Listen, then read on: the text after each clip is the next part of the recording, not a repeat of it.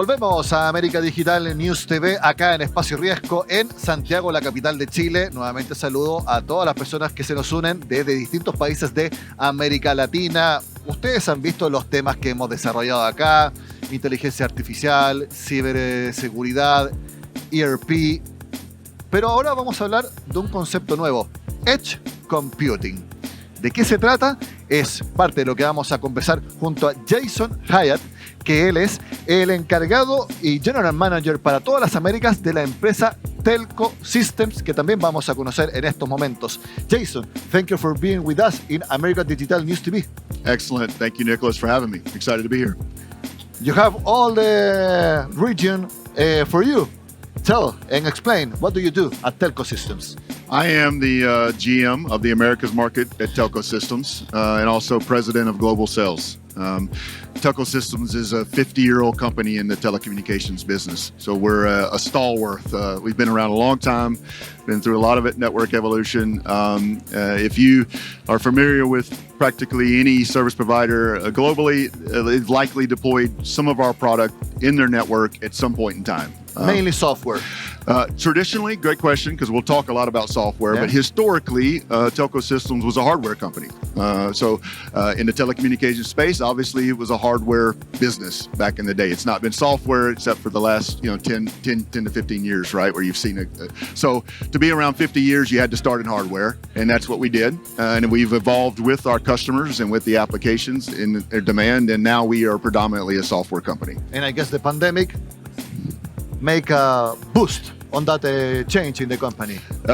It's certainly post-pandemic. Okay. I would say as the world, certainly connectivity in the pandemic has driven it. The need to be connected in any environment. It's certainly driving requirements for computing, edge computing, and software applications. But look, as the world has gotten back to work and is looking at sort of the next applications and how to solve problems, it's good for business for us. Which are the main industries that are your clients? You are abroad, I guess, but mainly, which are the biggest of telcos? Yeah, it's a good question. So, look, we predominantly, our typical business model will be we're a software enabler for service providers to deliver services to industry. Now, the industry that is the industries that are driving the need for edge compute, there's a couple of verticals. Manufacturing is certainly, I would say, leading the pace there, in the retail. Anything that's sort of leveraging video AI, security and surveillance, those type of things, those industries are sort of on the forefront, or industrial IoT, industrial 4.0, you hear those terms. But ultimately, we enable service providers to deliver those services to those industries. So you're absolutely B2B company. Yes, predominantly. Now, what we find is there's a bit of a blurring as an enterprise. It grows in scale. So certainly B2B, if it's a larger enterprise, I would say, larger enterprises that have large internal IT infrastructure that are managing workloads across a very large geography of footprint, we go direct. We have an example customer here in South America, out of Mexico, that is the largest cement company in the world.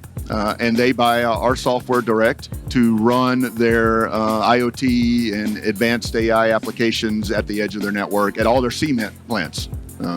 And tell us, you work around the globe. Here in South America, you're here in Chile, you're in Brazil. You told me that after here, you're going to Brazil. That's correct. Are you expanding your businesses here in the region? We are. We're investing quite a bit. I've actually hired a number of new resources. It is a market that is exploding for us, and I think LATAM is a bit unique. I would say in the telecom business, where we traditionally look at connecting enterprises, connecting end users, whether that's fiber to the home or for internet or enterprise services. I think if you look sort of what happened in North America, I think they're a little more advanced in some of the applications that they were connecting. I think LATAM has been playing a little bit of catch up in providing those advanced services. And so our software allows them to step forward significantly and sort of skip a couple of steps that we saw in some other regions and be right back in the game and delivering new AI applications and new advanced applications and services today. And so LATAM is a hot market for us. Absolutely. Jason, let's talk about edge computing. Yeah. This concept, how can you describe it like a definition? Yeah, good. Look, in simplest terms is it's the ability to put compute power as close to the decision making where it needs to happen. So if you think of the transition that networks have taken, right? Networks were traditionally just localized. You got on a computer and it made decisions for local networks. And then we moved applications to the cloud because there was economies of scale associated with that, right? And also security issues. Faster onboarding of services and applications. But now what we have seen is that there are end users are demanding new type of applications that require decisions to be made much closer to where they're at. Can't push these decisions into the cloud to be made. There's latency or connectivity challenges for these things. So edge computing says, okay, let's take those compute resources, let's put them right where they need to be, and let's put the intelligence that's in the cloud there so decision making can be made on site. But instead of being in the cloud, or they may be in both places? Absolutely. So you hit the nail on the head. Edge is not edge without cloud. Cloud is not cloud without edge. So think connectivity is the glue, and then applications and workloads will work in concert to make decisions where they need to happen. So really, you're not seeing a shift. I think a lot of people think, oh wow, we just spent all this money moving all our applications from the edge of the network to the cloud, right? And now you're telling me I have to move them all back, right? You have complaints from the clients? I think there's this conception of when you hear edge computing, they say, well, wait a minute, you've been telling me for years we need to put everything in the cloud, and we did it. No, I think the clarification is, the reality is, no, we're not saying move everything back to the edge. We're saying put processing power at the edge and allow the applications to make the decisions now, not the network infrastructure. Right? Is for make the decision faster, or also to have redundancy? Both. Faster, more reliable, and without connectivity, right? So think about new smart buildings or smart infrastructure. Think what happens if now the cameras or the thing that's controlling now your traffic lights were to lose its connectivity back to the network. It still has to be able to act smart. It still has to make decisions. So that's really what it's more about, is to saying there are applications that you deploy that need to have intelligence and need to be able to operate irregardless of what's happening in the cloud.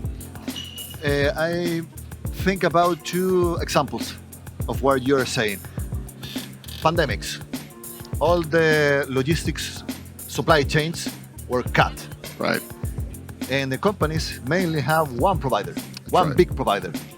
And that in the pandemic was a catastrophe. It was a catastrophe. Right now, the big companies are thinking about two logistic routes, or three, or have three providers to have redundancy if they have a problem like the pandemic.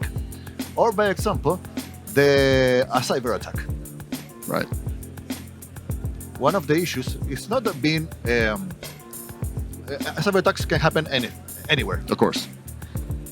The big issue is to recover the information. Mm-hmm. So if the information is only located in one place, like the cloud, they're going to have a problem. That's right. So this edge computing that you are accelerating has the redundancy to have sensitive information in the cloud, but also in a data center that can be located in the headquarters of a company. So they can recover the information to restart working a lot faster than if only they have the information. Yeah, there's no question that's an aspect of it, right? So just the location of data now is residing in more locations, so there is by nature redundancy there. But I also would say you have to challenge yourself to sort of think about, look, security, redundancy, that's sort of the low-hanging fruit of edge compute. it's really even more so about what are the unique applications that are riding on top that have to make, that can't support like low latency interface back to it to make a decision, right? It's got to make a real-time decision, and it needs, this particular AI is driving this, right? Whereas now you need an AI model or an AI stack at the edge of the network that's literally looking through cameras, making security decisions and enacting on that, like our customer Cemex, the cement company. They are taking real-time monitoring as the cement is coming off the mixers, making a decision then on to adjust real-time, adjust the mix so that they get a better yield or a better product out of it. And you help your clients with suggestions of which information you keep it on the cloud, yes, and which information or processes right. keep it in the data center or in the network, like if you're saying, to make sensitive decisions with information as fast they can have it? Yes, absolutely. Yeah, that's part of what we do is work hand in hand with our customers to sort of evaluate the services that they're deploying, what's the proper way to embrace virtualization of those services, and then the workloads. So not only the applications, but then where does the workload need to reside to get the best customer experience? That's really where Telco Systems shines, and that's through many years of experience in the industry. We've done it a lot of different ways, and I think we have sort of a really nice insight, I think, to provide to the service provider community and to enterprises as they begin to think through, look, we don't create the applications, they create the applications. So we are just a vehicle. We're a delivery vehicle for these applications. So we really focus in on how can we help them deliver their service with a high quality experience and let them dream it, right? If they can dream it, we can deliver it. Edge computing is the latest development and concept that you are encouraging. Mm-hmm. Is there a new product that you are launching in the next few months or weeks that you can share to the audience? Yeah, I'd love to. Thanks, Nicholas. So our software edge compute product is called Edgility. So think the word agility at the edge, Edgility. Our newest software release is our Release 6 software that we're bringing in new microservices, containerized cloud architecture to the edge of the network. So it's a Kubernetes-based solution. We allow our service providers to run virtual machines and containers at the edge of the network. So really one of the first to market to say, look, cloud has been doing virtualization for a long time. There are a lot of companies that were purpose-built for cloud. Edge is a unique challenge, but let's leverage the cloud services architecture and push it at the edge of the network. So our new software does that, and it enables a lot of new applications for us in the edge of the network. I think you must work a lot with governments. We do, yeah. And actually, in the Brazilian market that I talked about, one of our partner customers is government affiliated. Certainly from a security perspective, and redundancy perspective, but just in solving problems for emergency services and police responders. A lot of the real cutting edge applications are happening in that space. Absolutely. Edge computing ha sido el concepto que hemos desarrollado y analizado junto a Jason Hyatt, que es el General Manager for the Americas de Telco Systems. Jason, it's been a pleasure having you here. Thank you. Thanks for being with us. Yeah, absolutely pleasure. Enjoy your time here in Chile. Thank you. Appreciate it. Y también les invito a ustedes a que disfruten la continuación de este 9º Congreso de América Digital, Tecnología y Negocios. Nos vemos próximamente.